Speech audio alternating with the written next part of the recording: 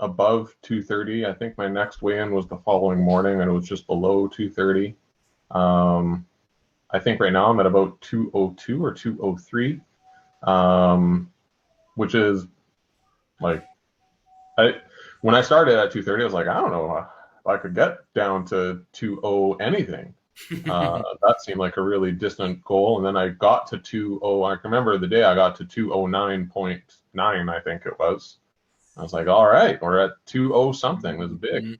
My wife gets in, she's like, you worked really hard on this. I'm like, well, I didn't really work hard. Like I can't Mhm. tell you a single time that I hopped on the treadmill and sweated through my shirt. Like Exactly. I was just consistent with what I did and what I ate, and that Mhm. for me was, my defining success here for sure. Understanding of this stuff, but what was sort of the early breakthroughs that made you convinced that it was going to work for you, essentially? Yeah, I think the biggest thing for me was your use of like calories and protein. For me, in the past, I'd never really focused on macros when I had done weight loss, and adding in some sort of goals with regard to your macros was a really big plus, I think, in the way I kind of did things. It led to, very steady decline in weight, nothing too high or low or, volatile, I guess. It was just a steady loss. Yeah.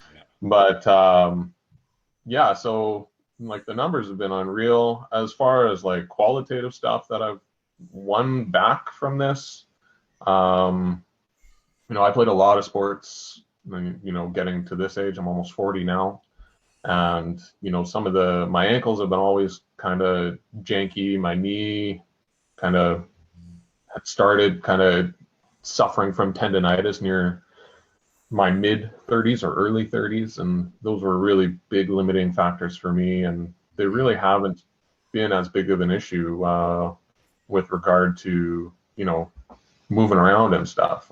Just not carrying that extra 30 pounds of weight has been awesome. When I started all of this was to live forever. That was my goal. Like, obviously that's unattainable, but I can tell you there's not many 235-pound dudes out there walking around in their 80s, 90s. Certainly nobody over 100 is weighing 230 pounds. So Hmm. I was just like, wow, like obviously I'm putting a cap on myself here, just walking around carrying this weight. And I don't know what the science is behind that, but like I said, there aren't very many big dudes walking around that age. And if you want to live a long time, my first thing was let's get rid of this weight and then kind of go from there.